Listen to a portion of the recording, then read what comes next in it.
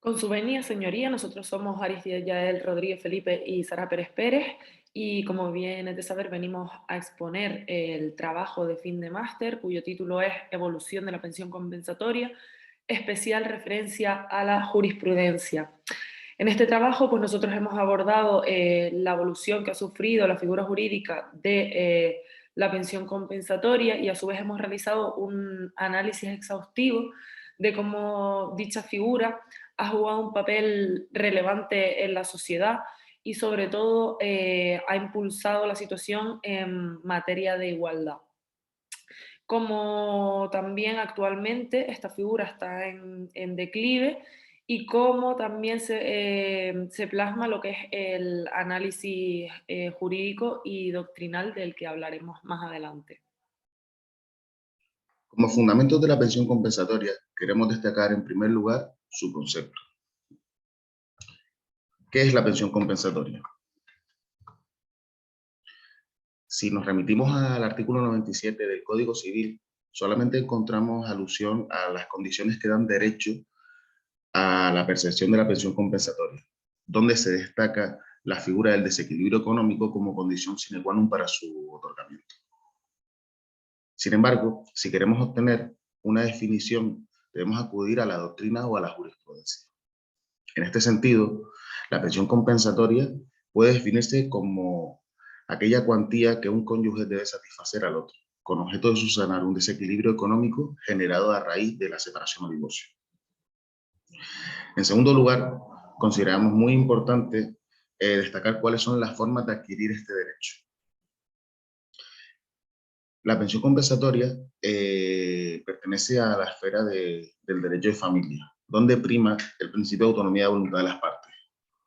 En este sentido, la pensión compensatoria deberá siempre ser solicitada a instancia de la persona que interesa percibir ese derecho.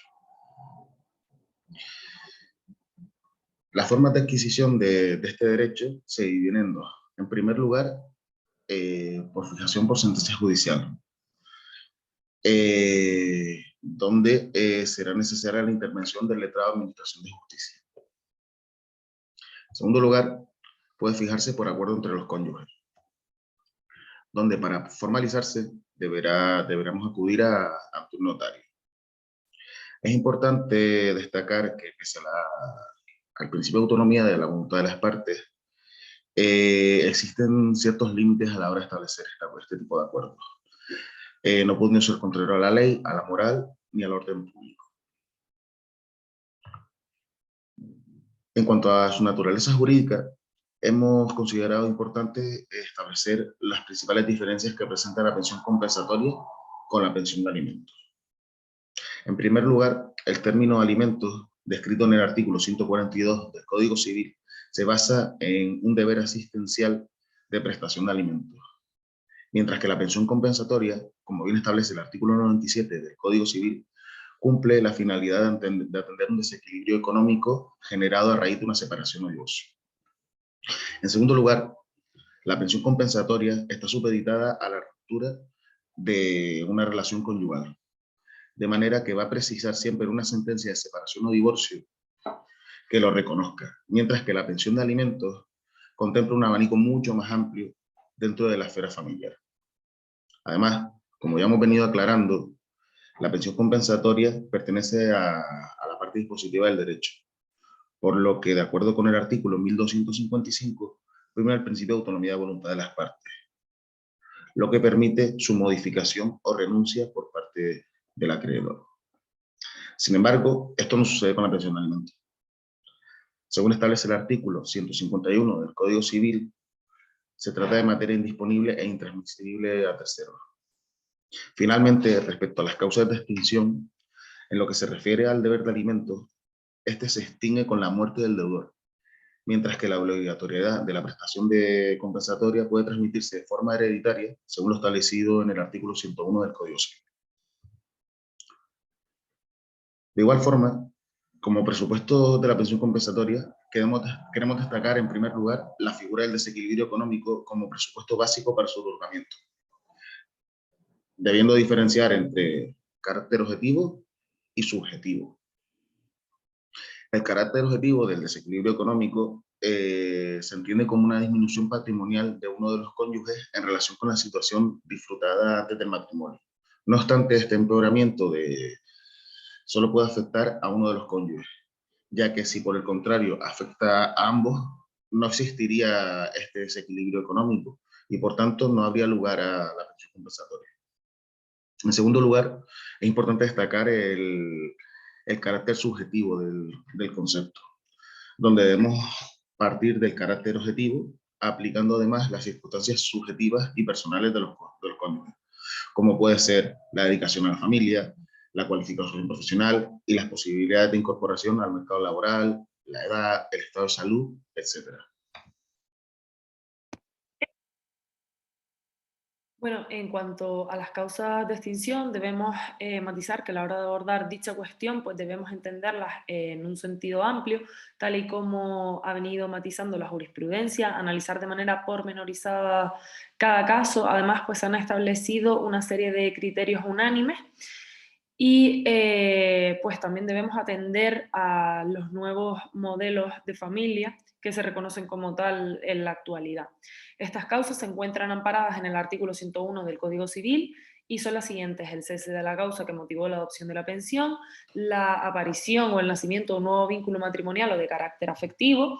Aquí se han establecido una serie de notas para entender cuando una persona está o tiene convivencia marital con otra, y estas notas serían las siguientes: que exista en primer lugar exclusividad afectiva, que exista una estabilidad emocional y que exista una vocación de futuro. Muchas resoluciones judiciales también hablan de publicidad, pero nosotros entendemos que si se dan las notas anteriores, también se cumple de manera aparejada y consecutiva la de la publicidad.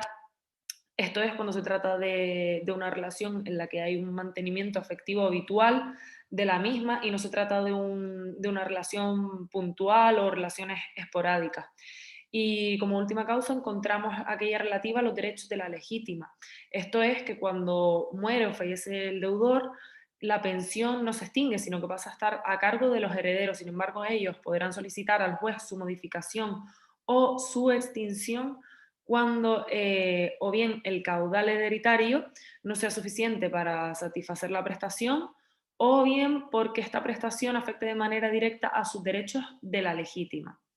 También aquí pues nos surge una cuestión, y respecto a la segunda de las causas, cuando se establece un vínculo afectivo con un tercero, una nueva convivencia marital, ¿qué sucede en situaciones en las que se configura o se visualiza un nuevo modelo de convivencia afectiva, como lo puede ser una relación de carácter abierta o una relación poliamorosa, en la que la nota precisamente de exclusividad afectiva no se daría tal y como la concibimos hoy en día?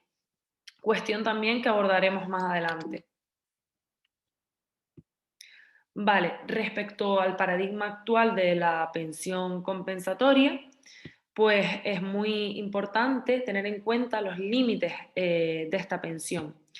Aquí encontramos la renuncia, es decir, que es una prestación que es de carácter personalísimo, a la cual se puede renunciar, la prescripción de la misma, el cumplimiento de la condición resolutoria, es decir, que se trate de que la pensión sea adoptada por un pacto que esté sujeto a término, y una vez que se cumpla esa condición futura o incierta, pues se resuelva la misma y se deje de abonar.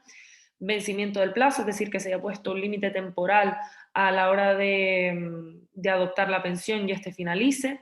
La reconciliación de la expareja, los excónyuges, y la declaración de nulidad. Este factor es muy importante, ya que la misma no extingue la pensión, sino que para que se extinga se tiene que dar un cambio sustancial en las circunstancias. O sea, que debemos de entender que por la mera declaración de nulidad del matrimonio no se va a extinguir la pensión. Por otra parte, el elemento sociológico, la aplicación e interpretación de las normas, es un elemento de suma importancia, ya que debemos de prestar especial atención a la noción contemporánea de familia, que bien dista de la concepción tradicional cuando fue adoptada inicialmente esta pensión, y también es necesario pues adaptarse a la realidad del contexto sociológico, del tiempo en el que la norma debe de aplicarse. Por eso hablamos de que estas normas han de entenderse en un sentido amplio y que tienen un carácter dinámico, no estático. Con la venia de su señoría nos disponemos a abordar las conclusiones. En primer lugar, destacamos que la aparición de la pensión compensatoria tiene lugar en el ordenamiento jurídico español por primera vez en los años 80, de la mano de la Ley 30/1980. No obstante, debemos tener en cuenta que el nacimiento de esta figura tiene lugar en una sociedad española marcada por las costumbres y tradicionalismo, en el que el matrimonio suponía para la mujer una dedicación exclusiva a las tareas domésticas. De esta forma, la mujer no tenía contacto alguno con la vida profesional. Es por ello que el legislador vio necesario estructurar un mecanismo que protegiera a la mujer tras la ruptura matrimonial, debido a su total desprotección y carencia de experiencia profesional. No obstante, a pesar de los enormes cambios que ha sufrido tanto la sociedad como por ende la institución familiar, apenas encontramos reflejado en la ley modificaciones al respecto, a excepción de la introducida por la Ley 15/2005, donde se establece la temporalidad de la pensión compensatoria. Pese a esta figura estática que viene presentando la legislación, que, a nuestro parecer, precisa una reforma que plasme las realidades de la institución familiar, tanto las audiencias provinciales como el Tribunal Supremo se han venido pronunciando al respecto con resoluciones cada vez más innovadoras y adaptadas a la realidad de la sociedad que vivimos. Inicialmente, la redacción del artículo 97 del Código Civil, con la reforma de 1981, establecía que el cónyuge beneficiario adquiría derecho a percibir una pensión, pero tras la reforma que entró con la Ley 15/2005, el término compensación pasó a, pasó a sustituir la denominada pensión, dándole un sentido mucho más amplio y acorde con la naturaleza del concepto, que abarca más que una simple pensión. En lo que se refiere a la forma en la que se puede adquirir o percibir la pensión compensatoria, como hemos mencionado con anterioridad, existen dos medios: por acuerdo entre los cónyuges o por sentencia judicial. Aquí lo importante es señalar el carácter personalísimo de la pretensión, ya que solo podrá ser solicitado por quien pretenda adquirir el derecho, y al ser de carácter disponible, el acreedor podrá renunciar a él. En lo que se refiere a su naturaleza, al igual que la doctrina, estamos de acuerdo en su predominancia compensatoria frente a la alimenticia o la indemnizatoria, además de su carácter asistencial basado en el principio de solidaridad postconyugal. No obstante, queremos señalar que es importante destacar que se trata de un mecanismo equilibrador, que no igualador de las economías de los cónyuges. De tal forma, entendemos que no debe ser considerada como una máquina igualadora o paritaria de lo que inclusive durante la convivencia marital no era igual. Es decir, si durante el matrimonio uno de los cónyuges conseguía unos mayores ingresos que los obtenidos por el otro, puede deberse a las diferencias en cuanto a la formación profesional, esfuerzo personal, capacidades, cualidades, desigualdades que existen en todo matrimonio y en toda convivencia, y que por la separación o el divorcio no pueden ni deben corregirse mediante la pensión compensatoria.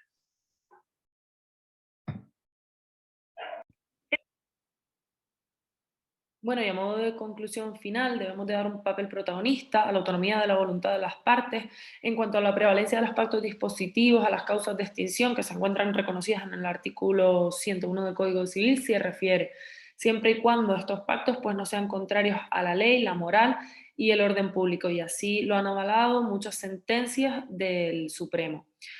Y por otro lado, también queremos destacar que se deben ponderar las situaciones que confluyen y afectan a una sociedad, que puedan poner en entredicho los derechos y las garantías fundamentales para la salvaguarda de los intereses colectivos. Esto es que no son las mismas circunstancias en una sociedad ante acontecimientos como lo son una crisis económica o de carácter sanitario, que generan normalmente mucho desempleo, precariedad laboral, por lo que sí que veríamos destacada una mayor relevancia de la figura, porque probablemente el desequilibrio existente en una pareja expareja sería mucho mayor que con unas condiciones más normales en las que tanto hombres como mujeres están igualmente introducidos en un mercado laboral. Por tanto, se trata también de un derecho que ha perdido por completo su naturaleza original porque realmente se creó como figura jurídica para proteger en cierta medida a la mujer y establecer el equilibrio tal y como ha explicado mi compañero.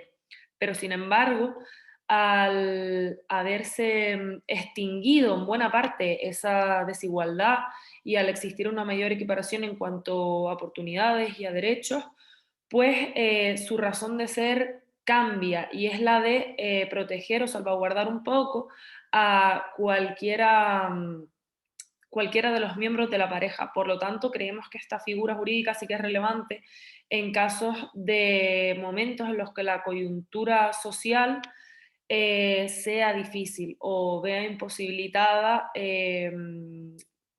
o dificulte la circulación de la economía. Y nada, con esto finalizamos nuestro trabajo y nos despedimos. Muchísimas gracias por su atención.